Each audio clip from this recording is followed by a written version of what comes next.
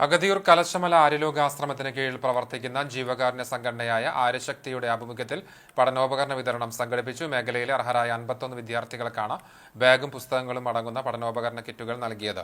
Orthodox സഭ Kunnamkulam ഭദ്രാസനാധിപൻ doctor Geevarghese Mar Yulios മെത്രാപ്പൊലീത്ത വിതരണോദ്ഘാടനം നിർവഹിച്ചു. തവനൂർ കാർഷിക എഞ്ചിനീയറിംഗ് കോളേജിലെ പ്രൊഫസർ ഡോക്ടർ അബ്ദുൽ ഹക്കീം മുഖ്യാതിഥിയായി.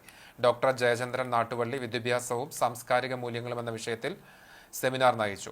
ആര്യമഹർഷി അനുഗ്രഹ സന്ദേശം നൽകി. വിജയ രാഘവൻ, ആര്യനാമിക, ബിന്ദു ബാസുരി തുടങ്ങിയവർ സംസാരിച്ചു. നമ്മളൊരു സത്സംഗമായിട്ട് കൂടി വരുന്നു. നന്മകളുടെ മനസ്സിന്റെ സംഘമാണ്.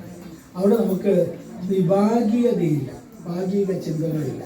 ഞാൻ ശരി, നീ തെറ്റ്, അത് ശരി, ഇത് തെറ്റ് ഒന്നുമില്ല. മറിച്ച് നാം ഒന്നിച്ച് വളരുകയാണ്. ഇങ്ങനെ ഒന്നിച്ച് വളർന്ന് നല്ല ഒരു അധ്യയന വർഷം വിവിധ ക്ലാസ്സുകളിൽ പഠിക്കുന്നവരുണ്ടാകും. മുതിർന്ന കുട്ടികളൊക്കെ ഉണ്ട്, പ്ലസ് ടുക്കാരൊക്കെ ഉണ്ട് വന്നില്ല. അപ്പോൾ അവർക്കൊക്കെ പഠനത്തിന് നിർത്തിക്കോളാനാണ് പറയുന്നത്.